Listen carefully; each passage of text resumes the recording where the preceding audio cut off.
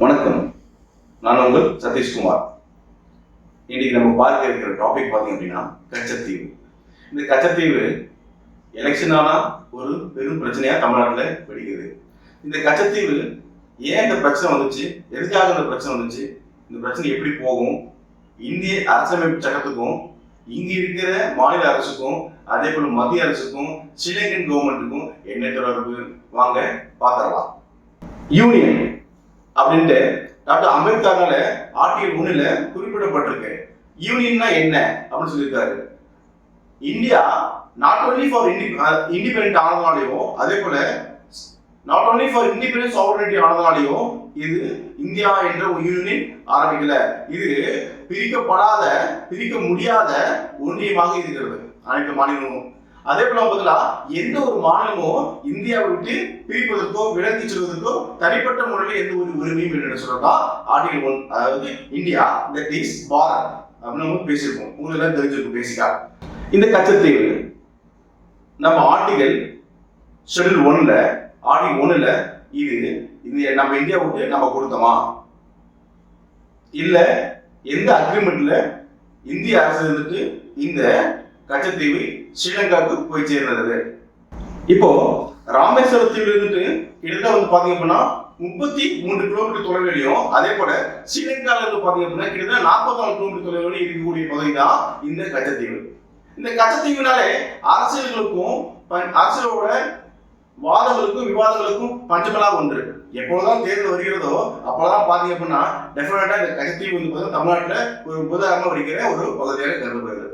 சரி, அப்படி போதாகரமா வெடிக்குது இல்லையா? அப்படி போதாகரமா வெடிச்சு அப்படின்னா இதோட பரப்பளவு எவ்வளவாக இருக்க போகுது அப்படின்னு பாத்தீங்கன்னா ஜஸ்ட் ஒரு 250 ஏக்கர் தான். கிட்டத்தட்ட சரௌண்டிங் பாத்தீங்கன்னா உங்களுக்கு 250 ஏக்கர் தான். அப்ப அந்த 250 ஏக்கர்ல நீங்க போயிட்டு ஏதாச்சும் ஒரு கன்ஸ்ட்ரக்ஷன் மாதிரி பண்ணிட்டு ஒரு டூரிசம் பண்ணலாமான்னு கேட்டா முடியாது. காரணம் அங்க குடிப்பதற்கு ஒரு நல்ல தண்ணி கிடைப்பதற்கு வாய்ப்பே இல்லை அப்படின்னு சொல்லப்படுகிறது. இங்க வந்து பாத்தீங்கன்னா ஒரு புனித அந்தோனியார் கோயில் ஒண்ணு இருக்கு. அந்த புனித அந்தோனியார் கோயில் யாரால கட்டப்படுறது அப்படின்னா சீனி கரிப்பன் அப்படின்னு சொல்லப்படுகின்ற சீனி கரிப்பன் படையாச்சி அப்படின்ற ஒரு நபர் தான் 1905 என்ன பண்றாரு, இந்த புனித அந்தோனியார் அப்படின்ற கோயிலை கட்டுகிறார். எங்க? இந்த கச்சத்தீவுல. சரி, இந்த கச்சத்தீவுல கட்டிட்டார் இன்று போட்டோம்.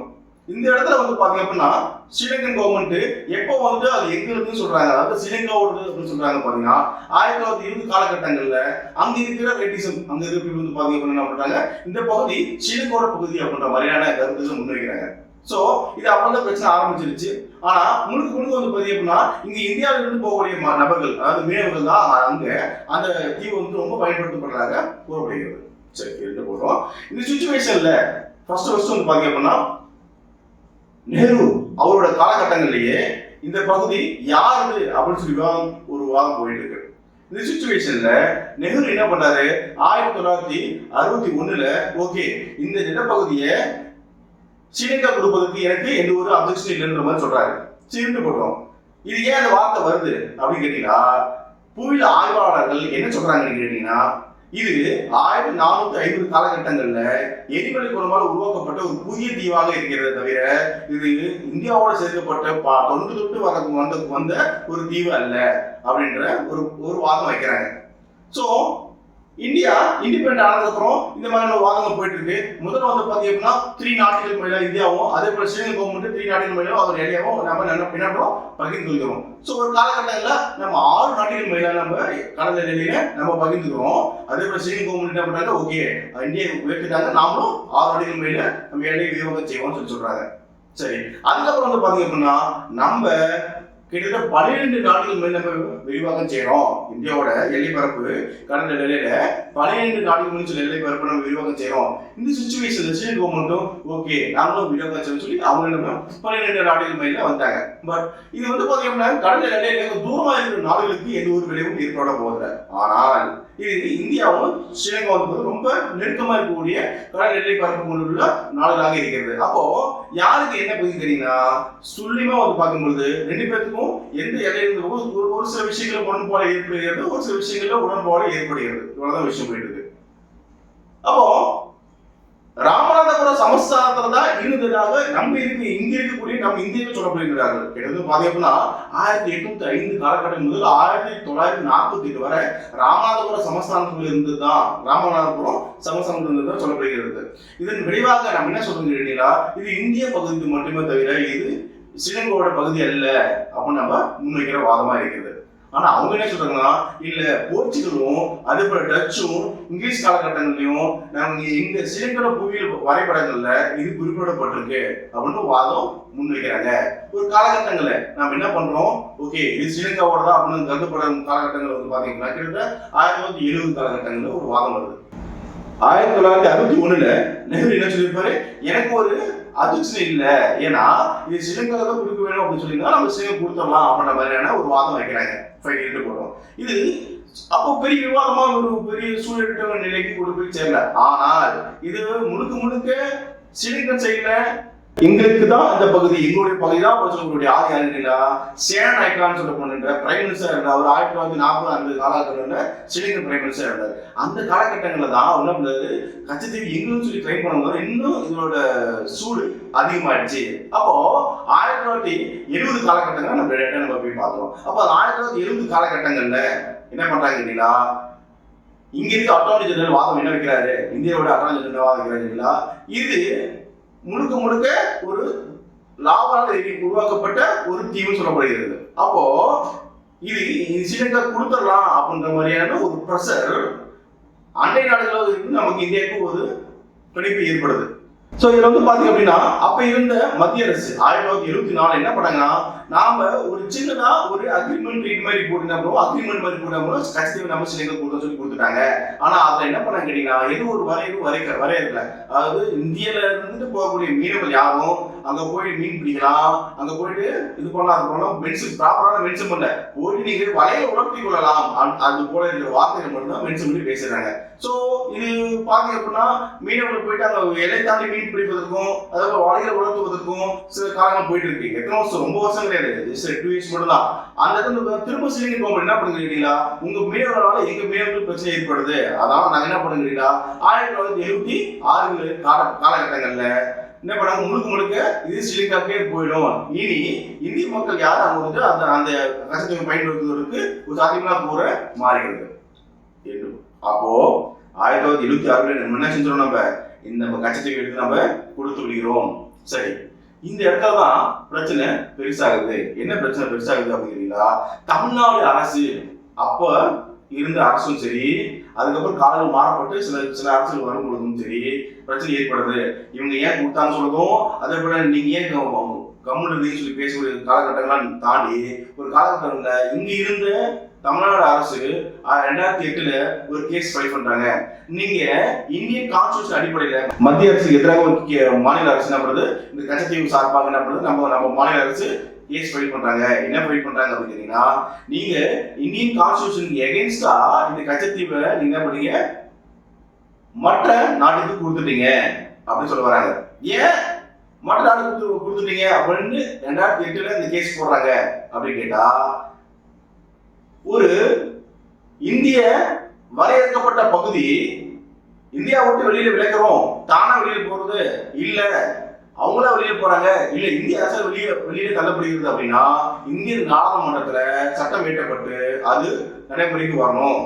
ஆர்டிகல் 1 அதை டாக்டர் அம்பேத்கர் என்ன சொல்லியிருக்காரு அப்படின்னு கேட்டீங்கன்னா, யூனியன் அதாவது சுதந்திரம் அடையப்பட்ட இந்தியா சவர்ண இருந்தாலும் சரி, அல்லது நல்ல வார்த்தை புரிஞ்சுக்கணும், அல்லது இங்க எந்த ஒரு மாநிலமாகப்பட்ட பகுதியாக இருந்தாலும் சரி, இல்லை எந்த ஒரு பகுதியும் சரி, தானாக இந்தியாவுக்கு பிரித்து கொண்டு செல்ல முடியாதுங்கிறது சட்டமா இருக்குது. அதான் யூனியன் சொல்லி டாக்டர் அம்பேத்கர் சொல்றாரு. அப்படி இருக்கும் பட்சத்துல எந்த ஒரு பில்லும் நாடாளுமன்றத்தில் ஏற்றப்படாமலே நீங்க எப்படி நீங்க கச்சத்தீவை ஸ்ரீலங்கா கொடுக்கணும்ன்றதுதான் மாநில அரசோட வாதமா இருக்கிறது. இதற்கு மேல அந்த பகுதி எப்படி நடந்தது, எப்படி இருந்த காலகட்டம் அப்படின்னு பாத்தீங்கன்னா 1983 ஸ்ரீலங்காவில் மிகப்பெரிய கலவரம் போயிட்டு இருக்கு. அந்த கலவரத்தை வந்து பாத்தீங்க அப்படின்னா புனித அண்டோனியார் கோவில் எப்பயுமே யூஸ்வலா வந்து பாத்தீங்கன்னா மார்ச் மந்த்ல உங்களுக்கு ஈச் அண்ட் எவ்ரி இயர் வந்து ஃபெஸ்ட் கொண்டாடப்படும். அந்த ஃபெஸ்ட் கொண்டாடப்படுகிற பகுதியில் நேர காலகட்டங்கள்ல கொண்டாடப்பட முடியாம போயிடுது. திரும்ப எப்ப ஆரம்பிக்கிறாங்க ஃபெஸ்டிவல் அப்படிங்கிறீங்களா, 2002 தான் திரும்ப பிரச்சனை சூழல் ஆகிறது காலகட்டமும் வந்து பாத்தீங்கன்னா கிட்டத்தட்ட 2002 இதுக்கப்புறம் என்ன பண்ணது திரும்ப பிரச்சனை எழ ஆரம்பிக்கிறது. ஏன்னா 1983 முதல் 2002 வரை அங்க இந்த பகுதி யாரும் போகல. ஏன்னு கேட்டீங்கன்னா அங்க ஸ்ரீலங்கன் கவர்மெண்ட் அங்க இருந்த ஸ்ரீலங்கன் கவர்மெண்ட் லோக்கல் இருக்கிற பீப்புள் எல்லாருமே என்ன பண்றாங்க கலவரத்துல மாட்டுறாங்க. சோ அங்க இருந்து எந்த ஒரு நபர் வரல. சோ 2002 அப்புறம் என்ன பண்ணாங்க அந்த புனித அந்தோனியார் கோவில் ஃபெஸ்டிவல் திரும்ப செலிப்ரேட் பண்றதுக்காக இங்க இருந்த மக்களும் அங்க இருந்த மக்களும் வராங்க. சோ இது வந்து பாத்தீங்கன்னா ரோமன் கேத்தலிக் சொல்லக்கூடிய ராமநாதபுரம் போகின்ற இந்த ரோமன் கேத்தலிக் ரிச்சுவல் பீப்புள் தான் என்ன பண்ணாங்கன்னா இந்த புனித அந்தோனியார் கோவில் எடுத்து என்ன பண்றாங்க ஃபெஸ்டிவல் கொண்டாடுறாங்க. சோ இது ஸ்ரீலங்கன் கவர்மெண்டாலே இது ஒரு அங்கீகரிக்கப்பட்ட இடமாக இருக்கக்கூடிய இந்த ஃபெஸ்டிவல் கொண்டாடுறதுக்காக. சோ வந்து பாத்தீங்க அப்படின்னா ஆர்டிகல் 1 அதாவது ஷெட்யூல் 1ல பார்ட் ஃபர்ஸ்ட்ல 1ல இந்தியன் கான்ஸ்டிடியூஷன் அடிப்படையில இந்த கச்சத்தீவு கொடுக்கப்பட்டதான்னு கேட்டா கேள்விக்குரிய. மாறாக இது ஒரு அக்ரிமெண்ட் மூலமா நம்ம என்ன பண்ணிருக்கோம் நம்ம ஸ்ரீலங்காவுக்கு கொடுக்கப்பட்டிருக்கு. இதே வந்து பாத்தீங்கன்னா LPA 2015 பங்களாதேஷ்க்கும் இந்தியாவுக்கும் இருக்கிற எல்லை மாற்று பிரச்சனை சில பிரச்சனை வருது. அதுல வந்து பாத்தீங்க அப்படின்னா இந்தியன் கவர்மெண்ட் என்ன செய்யறாங்க அப்படின்னா அமெண்ட்மெண்ட் ஆக்ட் சட்ட திருத்தம் 2015 100வது சட்ட திருத்தம் பாத்தீங்கன்னா செய்யறாங்க கேட்டீங்கன்னா சில பகுதிகளை அதாவது இந்தியா மொத்தமா 111 பகுதிகளை பங்களாதேஷுக்கும் அதே போல 55 பகுதிகளை பங்களாதேஷ் இந்தியாவுக்கு கொடுக்கப்பட்டது. சரிங்களா? இது வந்து பாத்தீங்க அப்படின்னா இந்தியாவா பங்களாதேஷை விட அதிகமான நிலப்பகுதி யார் கொடுத்துருக்காங்க பங்களாதேஷ் கொடுத்துருக்காங்க. ஆனா எதன் அடிப்படையில் வந்து பாத்தீங்க அப்படின்னா LPA amendment act of article 1ல கவர்மெண்ட் என்ன பண்ணுது பார்லிமெண்ட் பில்ல போட்டு பிரசிடென்ட் சிக்னேச்சர் வாங்கி என்ன பண்றாங்கன்னா இந்த பகுதி என்ன பண்ணா பங்களாதேஷ் கொடுத்துருக்காங்க. ஏன்னா கிராஸ் பார்டர்ல இருக்கு. இப்போ நம்ம அபிஷியல் வந்து பாத்தீங்க அப்படின்னா இந்தியா இந்த பக்கம் இருக்கு அதே போல பங்களாதேஷ் இங்க இருக்கு அப்படின்னா இங்க இருக்க நம்ம எல்லாருமே இந்த பகுதி தாண்டி விட்டு போய் அந்த ஐலாண்ட் ஆக்சஸ் பண்றோம். அதே போல இங்க இருக்கிற பங்களாதேஷ் பீப்புள் வந்து என்ன பண்றாங்க இங்க இருக்கிற அவங்களோட சொந்த இடத்துல வந்து ஆக்சஸ் பண்ண வராங்க. அப்போ ரெண்டு பேருமே கிராஸ் ஓவர் போகும்போது சில டிஸ்பியூட்ஸ் நிறைய வருது, சின்ன பிரச்சனைகள்லாம் வருது. அதை என்ன பண்ணுது இந்திய அரசும் பங்களாதேஷ் அரசும் ஓகே இனிமேல் நாங்க என்ன பண்ணுவோம் சில பகுதி உங்க ஊருக்கு இருக்கிற பகுதி நீங்களே வச்சுக்கோங்க எங்க ஊருக்கு நாங்களும் வச்சுக்கோன்னு சொல்லிட்டு பிரிச்சுக்கிறாங்க. ஏன் கேட்டீங்கன்னா எல்லை தாண்டி ஒரு பிரச்சனைங்க சுமூகமா முடிக்கிறதுக்காக இந்திய அரசும் பங்களாதேஷ் அரசும் செயல்பட்டு இருக்கு. புரியுங்களா? சோ கச்சத்தீவு அப்படின்னு வந்து பாத்தீங்க அப்படின்னா இந்தியானால சீக்கிரமா அதை அபகரித்துக் கொள்ள முடியும். ஆனால் ஏன் அதை அபகரித்துக் கொள்ளாம இருக்கிறீங்கன்னா இந்தியா எப்பொழுதும் வந்து பாத்தீங்க அப்படின்னா அண்டை நாட்டின் மீது படையெடுத்தோ அண்டை நாட்டோட அபகரிக்கும் எண்ணத்துல இந்தியா அரசு பாலிசி இல்லை. அதனால வந்து பாத்தீங்க அப்படின்னா இது கச்சத்தீவு வந்து பாத்தீங்கன்னா மீட்க முடியாதா அப்படின்னு கேட்டீங்கன்னா இது ஒரு அரசுக்காரங்களாவே முட்டு பெறுமா முட்டு பெறாதான்ற நிலையில இது கடந்து கொண்டே இருக்குமே தவிர இது எலெக்ஷன் ஒவ்வொரு எலெக்ஷனும் பிரச்சனை வருமே தவிர முட்டு பெறுமா முட்டு பெறாதான்றது கேள்விக்குரிய. சோ நமக்கு தெரிஞ்ச முக்கியமான ஆர்டிகல் வந்து பாத்தீங்க அப்படின்னா ஆர்டிகல் 1 அதாவது வந்து பாத்தீங்க அப்படின்னா பார்ட் 1 ஷெட்யூல் 1ல என்ன பேசப்பட்டிருக்கு 1 4 வரை சட்டங்கள். சோ இதுதான் நமக்கு மேபி சில ஏரியா क्वेश्चन கேட்க பாசிபிள் இருக்கு. நோட்டீஸ் பண்ணி படிச்சுங்க. மேலும் நம்ம இந்த வீடியோ மூலமா நம்ம என்ன பண்ணுவோம் தொடர்பு கொள்வோம். உங்களுக்கு கேள்வி இருந்தா கீழே கமெண்ட்ல கேளுங்க. கண்டிப்பா உங்க கேள்வியில பதில் கொடுக்கப்படும். நன்றி, வணக்கம்.